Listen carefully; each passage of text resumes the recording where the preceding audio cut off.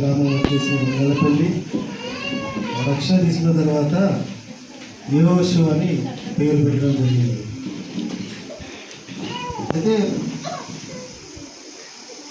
మా సాక్ష్యం ఏంటంటే చిన్న చెట్టు, ఎందుకంటే సమయం లేదు కాబట్టి దేవుడు మా పట్ల మా కుటుంబం పట్ల ఎంతో గొప్ప కార్యములు చేసింది. ఎందుకంటే ఇప్పటి వరకు బ్రతుకున్నామంటే అది కేవలం ఆయన కృపే. ఆయన కృప లేనిది కనుక నేను జీవించేవాళ్ళం కాదు. చెప్పుకుంటూ పోతే ఎన్నో అద్భుత కార్యములు చేసింది మా జీవితాలలో. రెండు విషయాలు చెప్తా. మొదటిది, పోయిన సంవత్సరం నా కుమారుని పట్ల గొప్ప కార్యం చేసింది దేవుడు. 10th క్లాస్ రిజల్ట్లో మేము అనుకున్న దానికంటే రెట్టింపుగా దేవుడు తనను నిలబెట్టుకున్నాడు.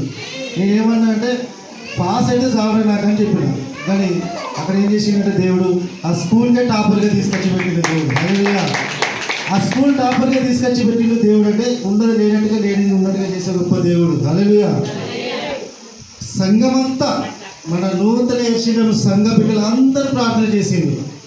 ఆ ప్రార్థనను బట్టే దేవుడు తనను స్కూల్ టాపర్గా నిలబెట్టుకున్నాడు. మరొక విషయం ఏంటంటే ఈరోజు కూడా ఫస్ట్ ఇయర్ రిజల్ట్ ఆల్రెడీ నా కుమారుడు పాస్ అయ్యాడు. 334 మార్కులు వచ్చేయండి. ఎందుకంటే ఈ మార్కులు కూడా సంఘ బిడ్డలు చేసిన ప్రార్థన. నన్ను కానీ, నా భార్యను, నా కుమార్తెను, నా కుమారుడు, నా తల్లి, నా కుటుంబం మొత్తము దేవుడు అద్భుత కార్యాలు చేసినాడు.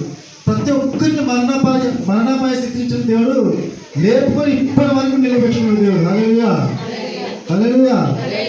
ఈ దేవుడి మాటను దీవించింది కాక.